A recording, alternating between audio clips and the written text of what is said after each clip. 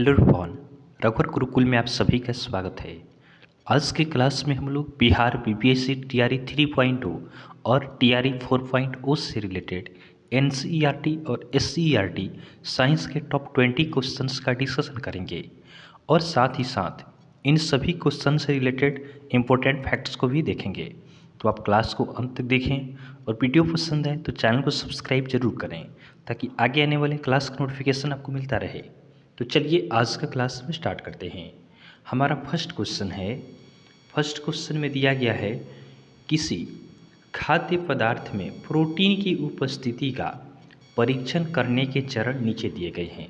इसमें दिया गया है आपका प्रोटीन की उपस्थिति का परीक्षण दिया गया है। पहला में दिया गया है कि एक परख नली में खाद्य पदार्थ की थोड़ी मात्रा लें, उसमें पानी की 10 बूंदें डालें। उसके बाद 2 नंबर में है परीक्षण के लिए भोजन का पेस्ट या पाउडर बनाएं। उसके बाद 3 नंबर में है परख नली में कास्टिक सोडा घोल की 10 बूंदें डालें और अच्छी तरह हिलाएं। चौथा में है इसमें कॉपर सल्फेट घोल की 2 बूंदें मिलाएं। अब देखिए पूछा हमसे क्या जा रहा है कि निम्नलिखित में से कौन सा चरणों का सही क्रम है। हमें बताना है कि प्रोटीन का टेस्ट करना है, तो खाद्य पदार्थ का टेस्ट करने के लिए इसका सही क्रम क्या होगा यह हमें बताना है। तो देखिए सबसे पहले किसी भी परीक्षण करने के लिए हम उसमें खाद्य पदार्थ का क्या करते हैं, पेस्ट लेते हैं या उसका पाउडर लेते हैं। तो 1 नंबर पे आपका क्या होना चाहिए, दूसरा वाला होगा। तो 1 नंबर देखते हैं, दूसरा वाला 1 नंबर पे किस में दिया है। तो यहाँ पे दूसरा 1 नंबर पे नहीं है, यहाँ पे भी आपका नहीं है। 2 और 3 ऑप्शन में से कोई ना कोई हमारा आंसर होगा। तो पेस्ट हम ले लिए। पेस्ट लेने के बाद क्या करेंगे, पेस्ट लेने के बाद हमारा काम होगा कि एक परख नली में हम क्या करेंगे, इस पेस्ट में से थोड़ा मात्रा लेंगे और उसमें पानी का 10 बूंद डालेंगे। तो 2 नंबर पे क्या आएगा, 2 नंबर पे आपका पहला वाला आएगा। 2 नंबर पे पहला वाला दोनों में दिया है। उसके बाद आगे देखें तो आगे हमारा 3 नंबर पे होगा कि इसमें हम क्या करते हैं कि कॉपर सल्फेट का 2 बूंद इसमें डालेंगे। तो चौथा हमारा क्या होगा, यह आपका 3 नंबर पे होगा। और उसके बाद तीसरा जो हमारा बच गया यह आपका 4 नंबर पे होगा कि परख नली में कास्टिक सोडा का घोल क्या करेंगे, 10 बूंद डालेंगे और अच्छी तरह से हिलाएंगे। तो प्रोटीन का जब हम टेस्ट करते हैं तो प्रोटीन कैसे पहचानेंगे कि इसमें प्रोटीन उपस्थित है। तो परीक्षण करने पे क्या आता है, विलियन का जो पेस्ट होता है इसका कलर आपका नीला या बैंगनी हो जाता है। तो क्या होगा, इसमें प्रोटीन उपस्थित है। तो इस तरह हमारा आंसर क्या बनता है, 2 नंबर आंसर हमारा बनता है कि सबसे पहले हम क्या करेंगे, परीक्षण करना है तो उस भोजन का पेस्ट या पाउडर बनाएंगे। उसके बाद क्या करेंगे, एक परख नली में खाद्य पदार्थ की थोड़ी सी मात्रा लेंगे और उसमें पानी की 10 बूंदें डालेंगे। उसके बाद हम करेंगे कि इसमें कॉपर सल्फेट घोल का 2 बूंद मिलाएंगे और अंत में क्या करेंगे, परख नली में कास्टिक सोडा घोल की 10 बूंदें डालेंगे और अच्छी तरह से इसको हिलाएंगे। तो इस तरह हमारा आंसर क्या होगा, ऑप्शन नंबर 2 हमारा सही आंसर होगा। और कल हमने बताया था जो आपका प्रोटीन होता है यह आपका अमीनो एसिड से बना होता है, तो आप इसे भी ध्यान रखेंगे। नेक्स्ट क्वेश्चन को देखते हैं। यह प्रश्न आपके लिए काफ़ी इंपॉर्टेंट क्वेश्चन था। अगला प्रश्न है निम्नलिखित में से कौन सा कथन गलत है, जो गलत है उसको हमें चूज करना है। तो देखिए 1 नंबर ऑप्शन में दिया है चरखे के उपयोग को स्वतंत्रता आंदोलन के एक भाग के रूप में महात्मा गांधी द्वारा लोकप्रिय बनाया गया था। तो यह बात सही है, महात्मा गांधी ने चरखा का प्रयोग किया था, किसके लिए, स्वतंत्रता आंदोलन में यूज़ किया था। 2 नंबर में दिया है भारत में जूट मुख्य रूप से केरल और पंजाब में उगाया जाता है, जो कि आपका क्या है, गलत ऑप्शन है। तो यही हमारा सही आंसर होगा। जो जूट आपका है यह आपका भारत के पूर्वी भागों में आपका उगाया जाता है। और पूर्वी भागों के किन राज्यों में उगाया जाता है, तो यह आपका पश्चिम बंगाल, असम, उड़ीसा, बिहार, उत्तर प्रदेश, त्रिपुरा और मेघालय में आपका उगाया जाता है। यह आपका केरल, पंजाब में नहीं उगाया जाता। तो यह गलत है। तो जो गलत है वही हमारा क्या होगा, सही आंसर होगा। 3 नंबर में है कपड़ा बनाने के लिए सबसे पहले रेशों को सूत में बदला जाता है। तो यह भी बात सही है कि कपड़ा बनाने के लिए रेशा जो होता है उसको सूत में बदलेंगे तभी तो हम कपड़ा बना पाएंगे। 4 नंबर में क्या है कि सूफी संत कबीर एक बुनकर थे, यह भी बात सही है। तो इसमें हमें गलत चूज करना था, जो कि आपका ऑप्शन नंबर 2 है। नेक्स्ट क्वेश्चन को देखते हैं। अगला प्रश्न है, प्राचीन काल में लोग कपड़े बनाने के लिए निम्नलिखित में से किस सामग्री का प्रयोग करते थे। हमें बताना है कि पहले के ज़माने में लोग कपड़ा बनाने के लिए किसका यूज़ करते थे। तो 1 नंबर में दिया है पेड़ों की पत्तियाँ। तो हम जानते हैं कि पहले आपका कपड़ा बनाने के लिए लोग क्या करते थे, अपने शरीर की अंगों को ढकने के लिए पत्ता का यूज़ करते थे। 1 नंबर ऑप्शन हमारा होगा। उसके बाद देखें तो समाचार पत्र का यूज़ कपड़ा में नहीं होता है। 3 नंबर में है धातु की पनिया का भी यूज़ पहले नहीं होता था। 4 नंबर में है जानवरों की खाल और फर, तो इसका यूज़ भी आपका पहले किया जाता था। तो हमारा सही आंसर है 1 और 4, जो कि आपका दिया है किसमें, 4 नंबर ऑप्शन में दिया है। तो यह हमारा क्या होगा, सही आंसर होगा। नेक्स्ट क्वेश्चन को देखते हैं। अगला प्रश्न है, निम्नलिखित में से कौन सा प्राकृतिक रेशा नहीं है। जो प्राकृतिक रेशा नहीं है उसको हमें बताना है। तो देखिए 1 नंबर में है कपास तो आपका पौधा से मिलता है, तो ये आपका प्राकृतिक है। 2 नंबर में क्या है, 2 में आपका जूट है, जूट भी क्या है, यह भी आपका प्राकृतिक रेशा है। यहाँ पे 3 नंबर में है नायलन जो आपका है यह आपका प्राकृतिक रेशा नहीं है। यह क्या है, नायलन आपका है सिंथेटिक फाइबर है, जो आपका रासायनिक पदार्थों से बना होता है। तो जो आपका प्राकृतिक रेशा नहीं था वो हमें बताना था, तो नायलन यहाँ पे सही आंसर होगा। सन जो है यह आपका प्राकृतिक रेशा है, यहाँ पे आंसर ऑप्शन नंबर 3 होगा। यहाँ पे नायलन क्या है, तो नायलन आपका सिंथेटिक फाइबर है जो रासायनिक पदार्थों से बना होता है। सिंथेटिक फाइबर का और हम एग्जाम्पल लें तो आपका हो जाएगा रेयॉन हो गया, नायलॉन हो गया और आपका डाइक्रॉन हो गया। तो आप इन सभी को भी ध्यान रखेंगे। नेक्स्ट क्वेश्चन है, फाइबर बनाने के लिए पदार्थों के किस समूह का उपयोग नहीं किया जाता है। फाइबर बनाने के लिए किसका यूज़ नहीं होता है, यह हमें बताना है। इसमें भी निगेटिव वाला ही आंसर हमें देना है। तो 1 नंबर में है रेशम रसायन, तो फाइबर बनाने में रेशम रसायन का यूज़ होता है। 2 नंबर में है याक के बाल और ऊँट के बाल, तो इसका भी यूज़ होता है। 3 नंबर में है भूसी और हड्डी, तो फाइबर बनाने में आपका भूसी और हड्डी का यूज़ नहीं होता है। तो हमारा आंसर क्या होगा, ऑप्शन नंबर 3 होगा। सन और ऊन ऑप्शन नंबर 4 में दिया है, इसका भी यूज़ आपका फाइबर बनाने में होता है। नेक्स्ट क्वेश्चन को देखते हैं। अगला प्रश्न है, बूझो एक कपड़े की दुकान पर गया, वहाँ उन्हें एक ऐसा कपड़ा मिला जो छूने में चिकना था और उसका रंग और चमक चटक था। तो कपड़ा कौन सा है यह हमें बताना है। तो देखिए यह ऐसा कपड़ा है जो छूने में चिकना है और क्या है, इसमें आपका रंग भी है और चमक है। तो यह कौन सा कपड़ा होगा, तो यह आपका रेशम का कपड़ा होगा। कौन सा कपड़ा होगा, रेशम का कपड़ा होगा। ऑप्शन नंबर 3 हमारा सही आंसर है। और जो रेशम होता है यह रेशम कीट के कोकून से प्राप्त होता है।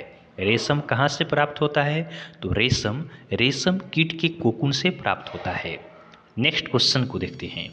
अगला प्रश्न है, जूट पौधे के किस भाग का उपयोग जूट रेशा प्राप्त करने के लिए किया जाता है। जो हम जूट प्राप्त करते हैं, जूट का रेशा जो हम प्राप्त करते हैं, यह पौधा के किस भाग से प्राप्त होता है यह हमें बताना है। तो देखिए जूट जो हम प्राप्त करते हैं यह आपका रेशा मिलता है जूट के तने से मिलता है। तो 2 नंबर ऑप्शन हमारा क्या होगा, सही आंसर होगा।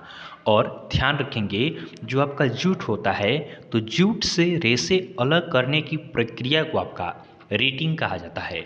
जूट के पौधे से जो हम रेशे को अलग करते हैं इसको रेटिंग कहते हैं। नेक्स्ट क्वेश्चन को देखते हैं। अगला प्रश्न है, कपड़ा प्राप्त करने के लिए सूत बुना जाता है। कपड़ा प्राप्त करने के लिए सूत किससे बुना जाता है। 1 नंबर में आपका चरखा दिया है, 2 नंबर में है कताई मशीन, 3 नंबर में करघा है और 4 नंबर में क्या है, बुनाई सुई है। तो ध्यान देंगे कपड़ा प्राप्त करने के लिए सूत बुना जाता है आपका करघा से। तो 3 नंबर ऑप्शन हमारा क्या है, सही आंसर है। और ध्यान रखेंगे जो करघा होता है यह हाथ और बिजली दोनों से चलता है। जो करघा आपका हाथ से चलता है उसको हाथ करघा कहा जाता है, और जो बिजली से चलता है उसे क्या कहते हैं, तो उसे आपका पावर लूम कहा जाता है। तो आप इसे भी ध्यान रखेंगे। नेक्स्ट क्वेश्चन है, बीरा एक किसान है। बीरा क्या है, तो बीरा एक किसान है। उनके खेत की मिट्टी क्या है, काली है। और जलवायु क्या है, जलवायु गर्म है। उसे अपने खेत में कौन सा रेशा देने वाला पौधा उगाना चाहिए। मिट्टी क्या है, काली है, और जलवायु गर्म है। तो इसमें आपका जूट होगा, कपास होगा, नारियल होगा कि ऊन होगा, इसमें से कौन सा फसल उगाया जा सकता है। तो देखिए, जो काली मिट्टी होती है और जलवायु गर्म होती है, इसमें हम कपास की खेती कर सकते हैं। तो 2 नंबर ऑप्शन क्या होगा, हमारा सही आंसर होगा। नेक्स्ट क्वेश्चन को देखते हैं। अगला प्रश्न है, कपड़ा प्राप्त करने का सही क्रम क्या है। तो कपड़ा प्राप्त करने का सही क्रम क्या है, तो देखिए, कपड़ा प्राप्त करने के लिए पहले तो आपका सूत नहीं बनता है, पहले कपड़ा ही नहीं बनेगा। पहले क्या बनता है, फाइबर। पहले हम फाइबर का यूज़ करते हैं, फाइबर से बनाते हैं, सूत बनाते हैं, और सूत से कपड़ा बनता है। तो हमारा सही आंसर क्या होगा, 2 नंबर ऑप्शन हमारा सही आंसर हो जाएगा। ध्यान रखेंगे, कपड़ा प्राप्त करने का सही क्रम है फाइबर, सूत, फिर कपड़ा बनता है। नेक्स्ट क्वेश्चन को देखते हैं। अगला प्रश्न है, बूझो घर पर ही रेशे से सूत बनाना चाहता है। कार्य को पूरा करने के लिए वह निम्नलिखित में से किसका प्रयोग करेगा। घर पे बनाता है, बूझो घर पे रेशे से सूत बनाता है, तो किसका यूज़ करेगा, पावर लूम का यूज़ करेगा, हथकरघा का यूज़ करेगा, चरखा का, या बुनाई सुई का यूज़ करेगा। तो बूझो यहाँ पे आपका यूज़ करेगा चरखा का। किसका यूज़ करेगा, चरखा का यूज़ करेगा। ऑप्शन नंबर 3 हमारा सही आंसर होगा। अगला प्रश्न को देखते हैं। अगला हमारा प्रश्न है, निम्न में से कौन धातु नहीं है। तो धातु किसे कहते हैं, तो धातु क्या होता है, विद्युत का सुचालक होता है। धातु आवाज़ करता है। धातु क्या होता है, तन्य होता है। धातु को पीटने पे उसमें से आवाज़ निकलता है। तो 1 नंबर में है लोहा। लोहा धातु है। तांबा भी धातु है, सोना भी धातु है। ऑक्सीजन धातु नहीं है। तो हमारा सही आंसर क्या होगा, ऑप्शन नंबर 4 हमारा सही आंसर है। नेक्स्ट क्वेश्चन को देखते हैं। अगला प्रश्न हमारा है, निम्नलिखित में से कौन सा पदार्थ जल में विलेय नहीं है। जो जल में घुलनशील नहीं है वह हमें बताना है। तो देखिए, नमक क्या है, जल में घुल जाता है। चीनी भी घुल जाता है।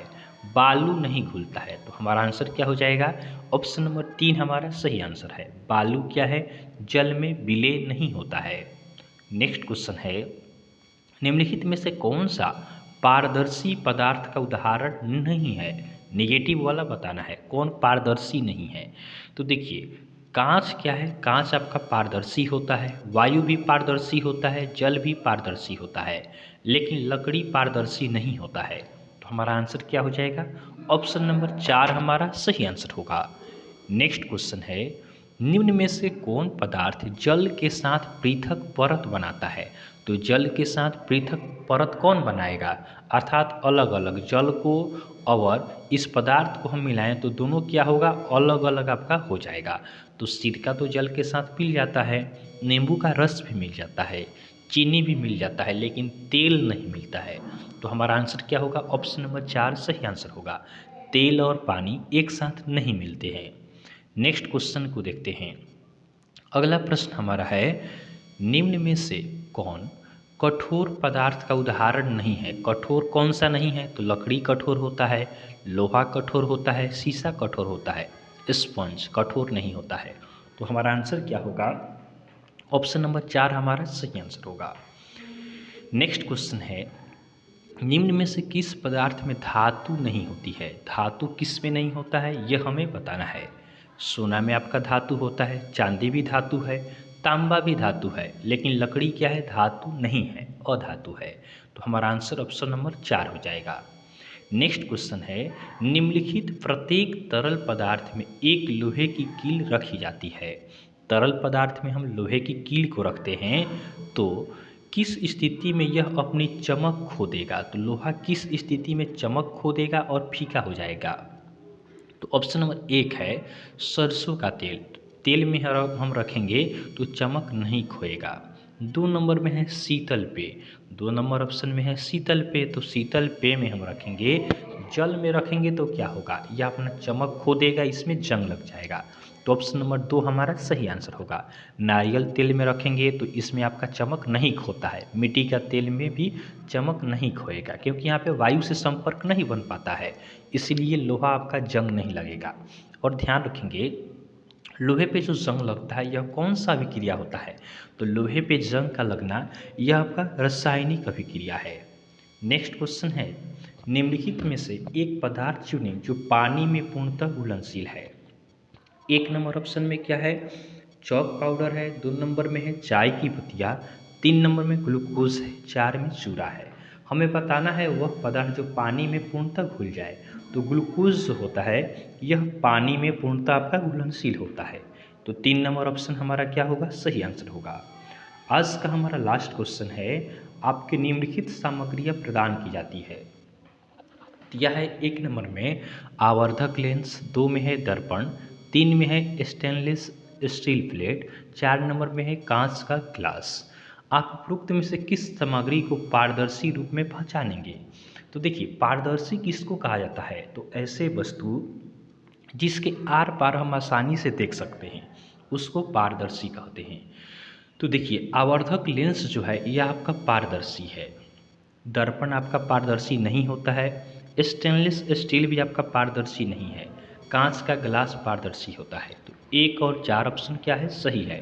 तो हमारा सही आंसर क्या होगा, ऑप्शन नंबर 3 हमारा सही आंसर हो जाएगा। तो इस तरह आज के क्लास में हमने बीपीएससी से रिलेटेड आपका एनसीईआरटी और एससीईआरटी के टॉप 20 हमने साइंस के क्वेश्चंस को कवर किया है। तो आपको क्लास कैसा लगा, आप कमेंट कर हमें ज़रूर बताएं। तो चलिए, आज के लिए हम इतना ही रखते हैं, फिर नेक्स्ट क्लास में आपसे मिलेंगे, तब तक के लिए धन्यवाद।